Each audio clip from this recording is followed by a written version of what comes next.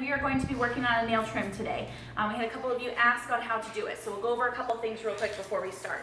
First things first is you need a pair of nail trimmers. So these are called white nail trimmers. They are scissor-like nail trimmers. This one is used for smaller cats and also for smaller dogs.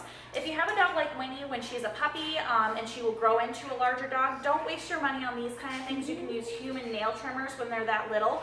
But if you have a cat, then these are going to be your friend. If you have a medium-sized dog or a larger cat with thicker nails, you're going to want a little bit larger nail trimmer. Again, not spring-loaded, just scissor-like nail trimmers to go ahead and do your work for you.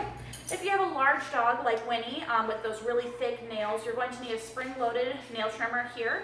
And this one is what we use here at this clinic for those larger dogs.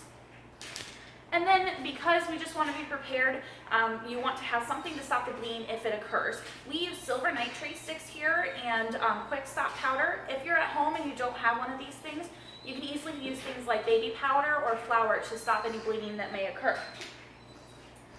All right, so for Winnie, luckily she has nice white nails. So it works out well for her that, lay down.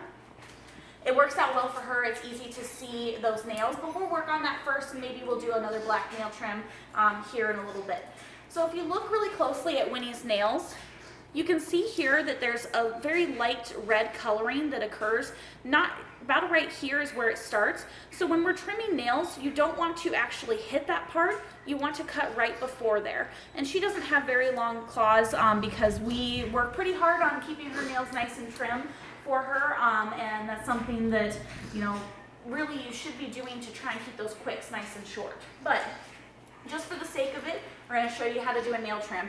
Winnie is kind of a weirdo and she will lay however she's going to lay, and I'll just go ahead and show this to you.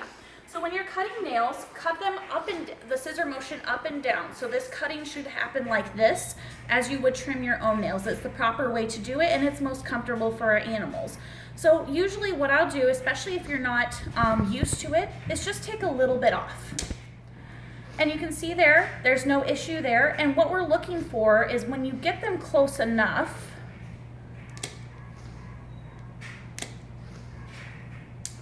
you will see that it almost looks like a bullseye. So you see there's a white inner part there, a second whiter part out, and then an outer part here. And that is what you're looking for to make sure that you're getting those nails about as short as you can possibly get them without actually hitting the quick, which is that red part that you saw. It is the blood and nerve supply to the nails. So obviously you don't want to hit that, but if you do, don't panic. Just grab your flour, your baby powder, or if you have the quick stop, grab that. Apply it to the nail and give your animal a break, because you may need to work a little harder to associate this kind of stuff positively with the animal. Winnie, we've been working on since she was a puppy. When she sees the nail trimmers, she usually gets a treat. When she was a baby especially, we really worked hard on that. And now she lets me trim her nails without any kind of issue, except for when she's being distracted by other dogs. So that's just a quick demonstration on how to trim nails. Hopefully that helped you, and we'll work on black nails here in the future. Thank you.